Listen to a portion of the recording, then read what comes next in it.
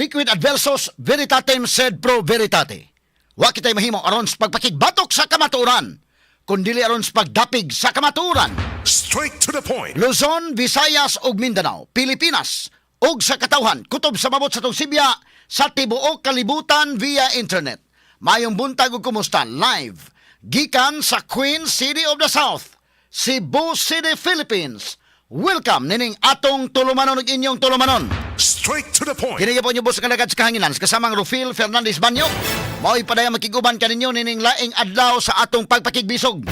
Adlaw kalamay higala nga Huwebes, pitsa 14 na buwan sa Mayo, tuig 2026. Straight to the point. Sa gihapon hatagan tagpagtagad ang mga isyos nga may labot ang lungsod, nagbagang mga expose, naguna mga reports, dinhi lamang gihapon mga higala sa atong pagmanuban nining atong tulumanon ug inyong tulumanon. Straight to the point. Nagunas to may iskutanan karong nga buntaga mga kaigsunan. Tensyon na hitabo sa Senado kagabi. Dihang gihugon-hugon nga dunay dakpon apan wa idetalye kung kinsa ang dakpon. Straight to the point. Pero ilan ang gi-presume nga si Senador Ronaldo Bato de la Rosa. Straight to the point. O na to ilang presumption may galawa na si Senator Ronald de la Rosa na ni. Ato ni hatagay pagtagad do butaga may gala kay taliwa sa gipatuman nga lockdown sa Senado na bati sa mga kaigalaan. Ang mga buto sa armas dito sa Senate building og ang unang gipasanginlan mao ang mga ahente sa NBI. Straight to the point. Katalig pagtagad doon mahigala kay dunay matod pa na dakpan og taga NBI matod pa mga sukid dig paminaw. Apan si NBI Director Melvin Matibag nang himakak nga ilang mga sakop ang nagpabuto sa Senate building og nitataw nga wa sila deployment dito sa area atol sa paghitabo. Straight to the point. So kung way deployment si Matibag dahil nga nandun naman mga naka-NBI nga naka-uniform og NBI sa video ni Attorney Torion. Daghang mga questions no? Unya karon wa masakpi mahigala o gahain to kinsay nagpabuto. Pertin daghana makigala ang mga nagrally dito sa gawas nga bahin sa Senado, wa mga higala makalusot, di makasud kay pertin daghanang pulis. Unya sa to pa kung kato nagdag armas o dili man kato NBI, di man kato iya sa gobyerno, nakasud lang galit dito dai. Murag dakong katingalahan nila. Nakasud lang dito, unya pagkaman karon way nasakpan kung hain to. Sa grabe naman sad. Kadaghang mga pulis gilibutan gud mahigala ang kwan. Dunay mga Marines, dunay mga pulis. So ug moingon mahigala sa Matibag nga way taga NBI, kinsa dayto mga tawhan nato nag uniform o nagsulot og t-shirt sa NBI. Ngano man to sila? So kung dili to mga tao ni Attorney Matibag, dunay lain dito nga nagsulot o nagpa-NBI. O kanang maong nagpa-NBI, sa to pa, nakalusot na sila. Nga daghan man kay mga pulis, daghan man mga Marines, nga dito mga sukid di paminaw. Straight to the point. O di na masakpa ng mga tawhan na hantod karon, unsa man nga, di ba, kadako ba sa intelligence funds mga sukid di paminaw, sa presidente 4.2 billion. Pero pagtingog ni BBM kagabi, mga kaigalaan, wa kuno siya mahibaw na unsa na.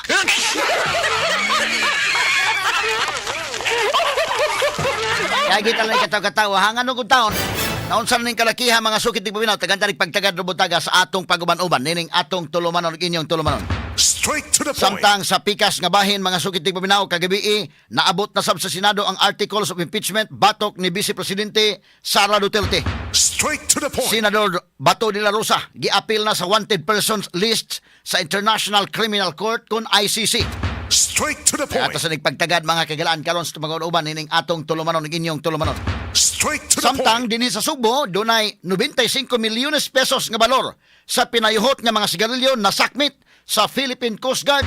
Straight to the point. O dugang mga balita may gala si Cebu City Mayor Nestor Archival ni mando na sa pag-imbestigar sa pagdakop sa maong 68 anyos nga senior citizen human nag-viral kini diha sa social media. Straight to the point. Ning senior citizen nga nagtukal-tukal silindron mga kaigalaan niya dunay muhatag makadawat po rin taon sa mahigalag iyang mga muhatag mahigala samtang magtukal-tukal og silindron. Gidakop ni taga-probe mga higala gibalhog yun sa bilangguan. O nang ato na hinabi kagahapon mga sukit di paminaw. Ato ni pagtagad karon kay si Mayor Archibald miingon nga ambisagaron pug apil. Kay ngano man nga tiguang na mo kayo day. 68 anyos unya nalanggi mga dili pod mga fortunate nga mga tiguang in town na may uban may galang na tiguang na ilang mga anak na kalampos na bintahain taon ng tiguang pero na usahay pon mga kagalaan nga ang anak wa pud kaayo maka kuan rasad usahay mo wa lang niya po no makalingkawa sa kakabos ang lulo in taon mahigala didto nagdag